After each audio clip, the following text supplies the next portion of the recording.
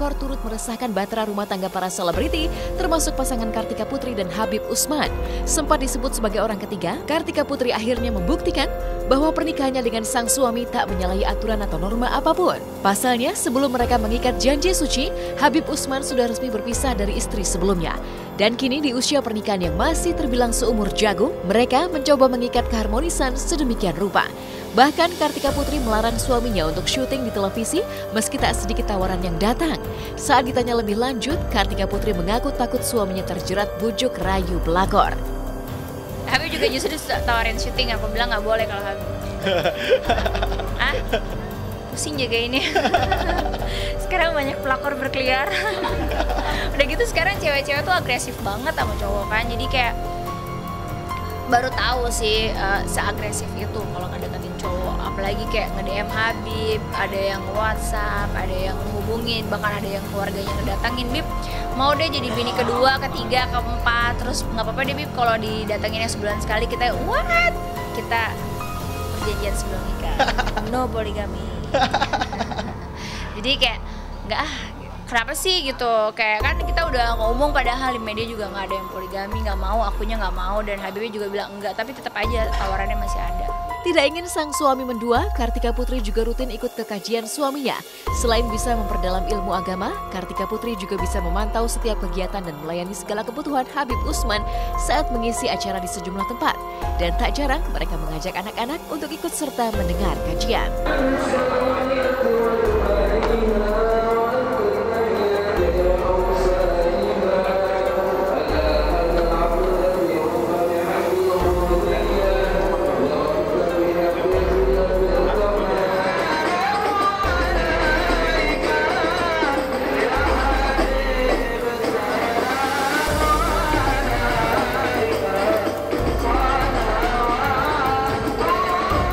Saya sih minta enggak, cuma nyuruh. Selalu kalau Habib, alasannya kan mungkin kan biar aku tambah ilmunya sebenarnya. Jadi memang akunya juga seneng kan kalau datang ke kajian, Habib ngajar. Terus Biar tambah berkahnya, ilmunya tambah juga banyak. Tambah apa lagi? Banyak gitu, cuman kalau Habib tuh sekarang lebih ke, kalau dulu akunya yang mau ikut, kalau sekarang Habibnya lebih maksa. Ayo ikut, ayo ikut. Daripada di rumah sendirian, anak-anak juga semua ikut kan? Dulu kalau kita dibawanya ke mall mulu, akhirnya sampai tua tuh mindset kita tempat yang menyenangkan itu mall.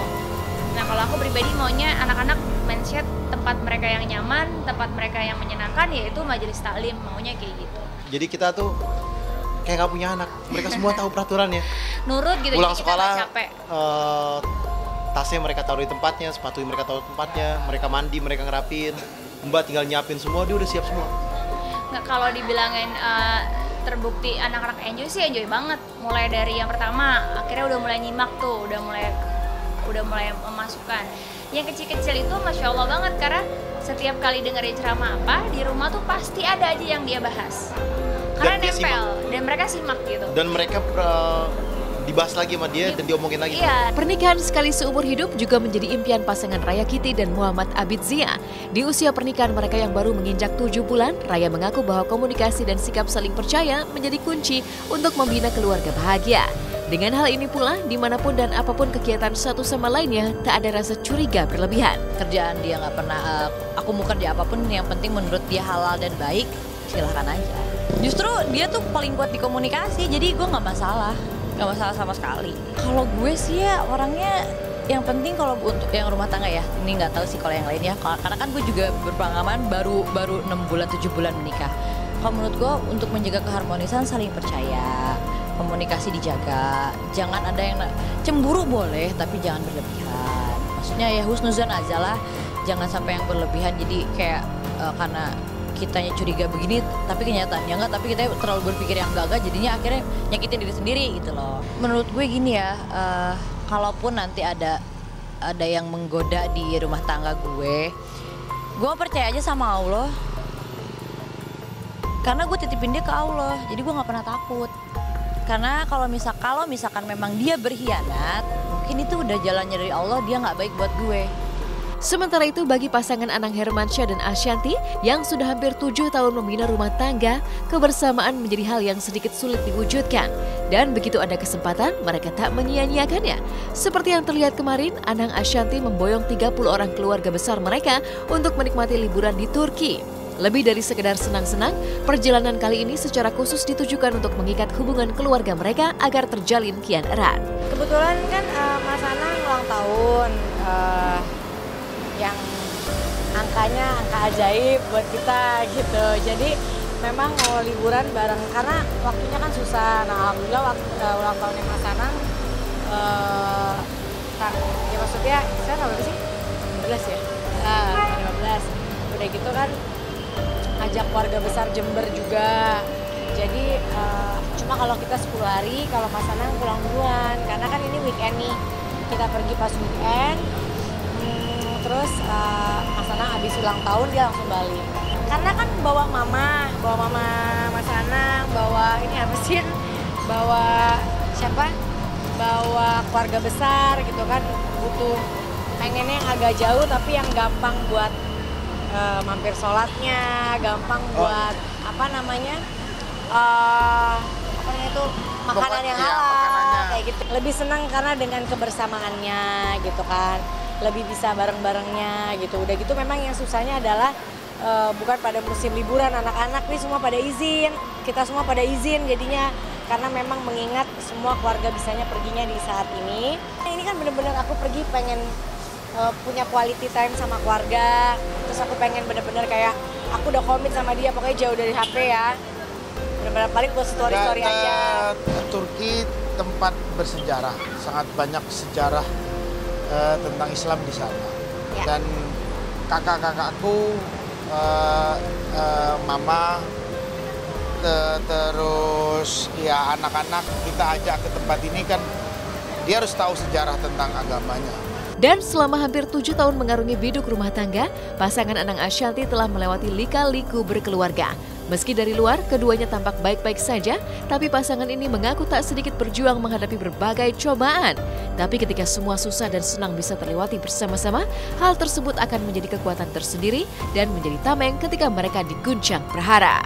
Manusia pasti ada cocok, ada nggak cocok, tapi kita mungkin karena merasa kita udah merasakan semua up and down dalam kehidupan bersama. Jadi kita apapun ya kita nikmati bersama. Mau susah mau senang kita nikmatin bersama. Nggak ada yang kita yang paling nyaman tuh kita bisa berdiskusi.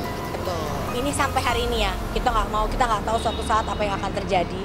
Tapi sampai hari ini kita berdua selalu berpegang bahwa kita nih bukan menikah karena wah ini banyak duit atau wah ini apa-apa atau apa, nggak ada.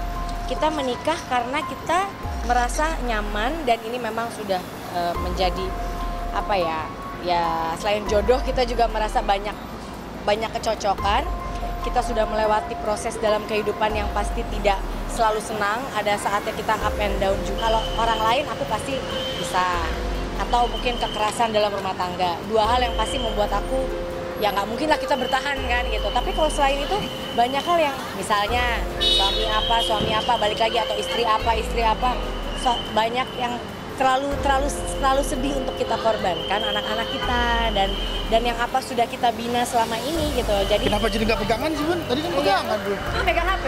Selain Anang Ashanty, pasangan Andika Pratama dan Ussy Sulistiawati juga dikenal harmonis. Pasangan yang rutin memberi kejutan satu sama lainnya di momen-momen spesial mereka menjadikan sikap jujur sebagai kunci langgengnya pernikahan. Meski tak menampik jika kecemburuan tak jarang muncul dalam perjalanan keduanya, tapi selama itu bisa diselesaikan dengan kepala dingin, maka tak akan jadi bumerang. Cemburuan, tapi ya wajar aja. Tapi yang ini enggak, ini kan kerjaan. Alhamdulillah bahagia banget lahir batin. Ridho berkah, udah aku nggak ada seperti apa resepnya. Pokoknya dijalanin aja, jujur, jangan pernah bohong, jangan pernah cheating satu sama lain.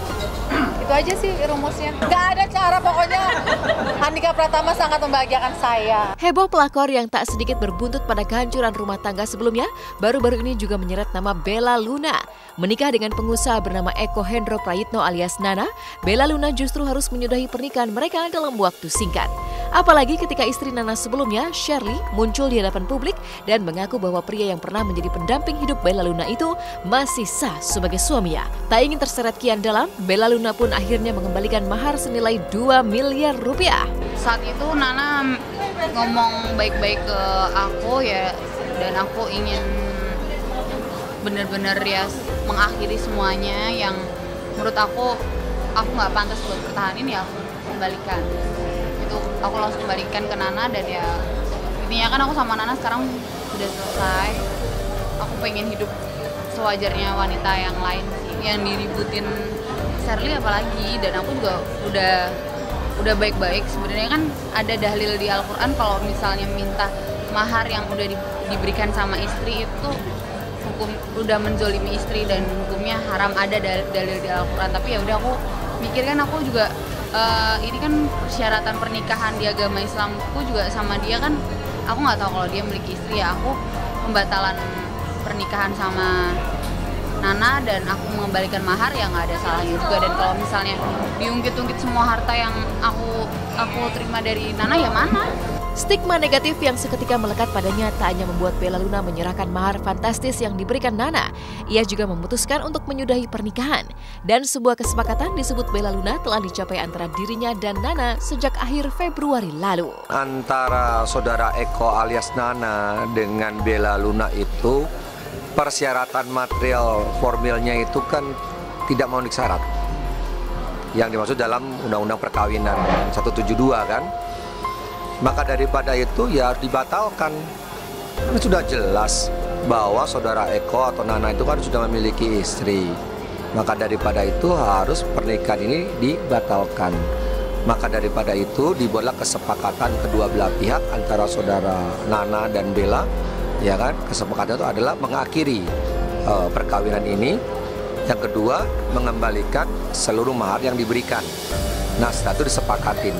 Aku juga pengennya bahagia sih, hidup aku pengennya bahagia, dan aku nggak mau yang ada yang ributin aku, nggak ada yang bikin aku sedih setiap hari. Aku nggak mau, dan ya pasti, dan itu aku juga nggak mau Nana tuh ditekan sana sini juga, ya aku secara baik-baik juga ya aku kembaliin mahar aku.